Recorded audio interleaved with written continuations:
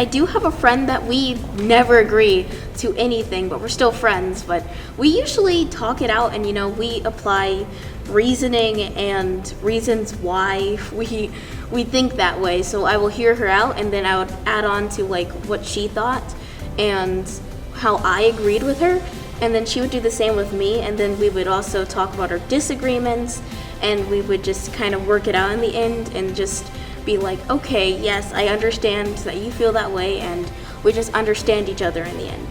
One thing that's important to understand too is that no one knows everything.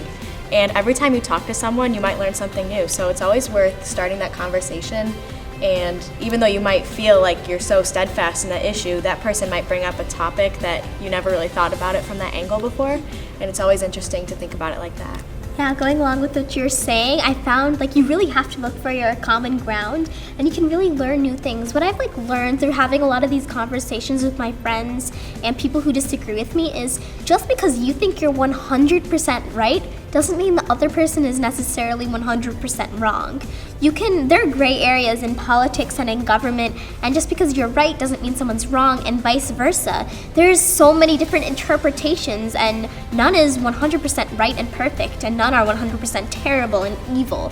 So when you're having these conversations or arguments, whatever you want to call it, you have to try and find your common ground. What else? You have to go into the conversations with an open mind. You can't have the mindset of, I am right, they are wrong, that's all that's gonna happen, because then nobody's gonna change their opinion, and your conversation will just be a waste of time. What you can do is go into the conversation thinking, well, I'm pretty sure I'm right, I'm pretty sure they're wrong, but let me see where this conversation takes us, and maybe your opinion will even be changed. You don't even have to always find common ground when you don't, like when you're having two opposing opinions, because at the end of the day, it's like everyone has their own perspective. Like I cannot walk through life the same way as someone else.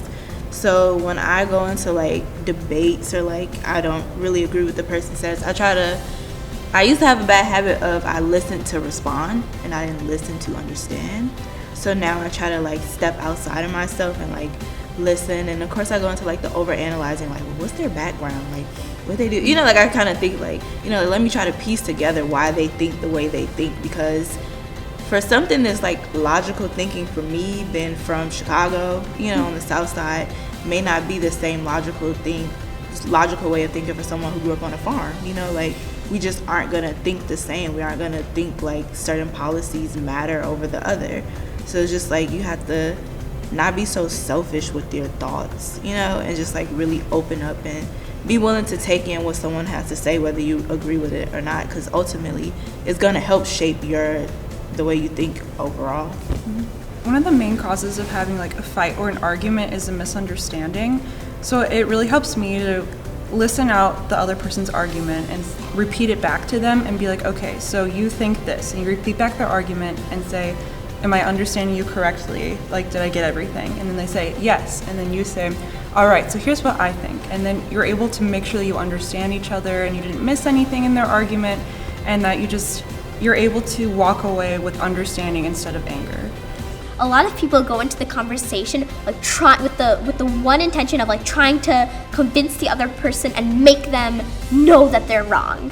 But when you go into these conversations, there's a very little chance that anyone's going to change their mind. So what I like to do is just like try and plant a seed, of maybe your opinion, and right away they might not relent and change their opinion, but it just might be a thought or a seed, and maybe it'll grow into another opinion or another way of thinking about the issue.